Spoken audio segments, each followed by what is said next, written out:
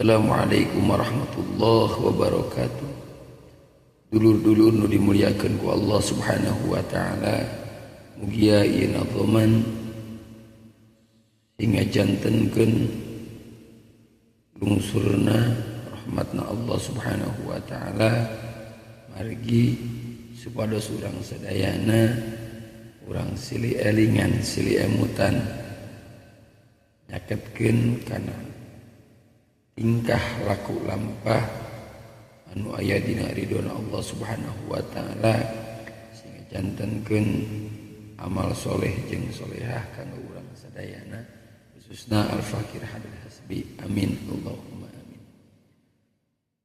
Amal urang sapopoe ditulis henteu talangke, malaikat teu pere nepi ka manusa sare, ditulis ku malaikat teu aya nu kaliwat, ibadah jeung maksiat nepi ka waktu sakarat. Eling-eling dulur kabeh ibadah ulah talose, nu pakir miskin jeung babe saacan dibungkus boe. Agama eta aturan pikeun nu boga pikiran, nu baleg wajib syukuran mun hayang menang ganjaran. Upami alim disiksa kade ulah nyieun dosa, kudu akur jeung manusia sembah nu maha kawasa.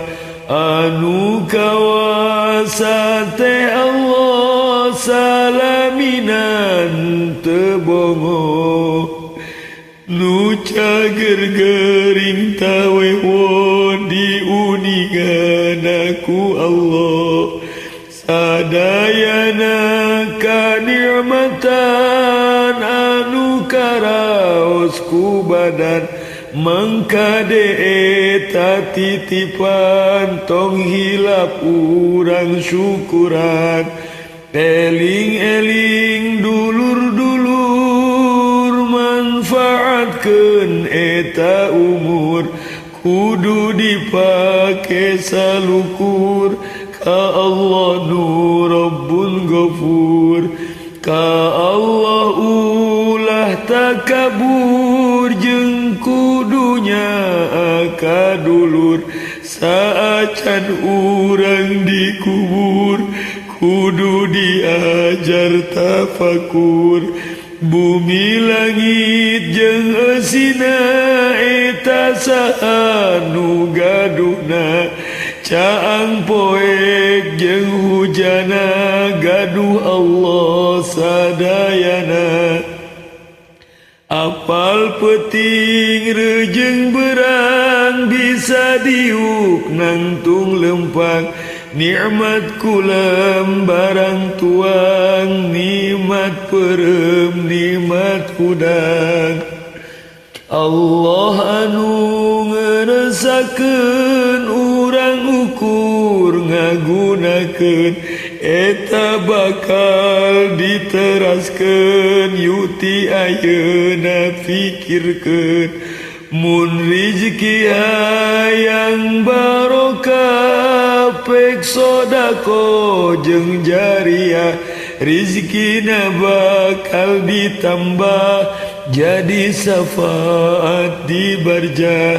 Upami ku rizki lebar waktu zakat teu kaluar, henteu nya kanu lapar ke nyiksa di alam mahsyar.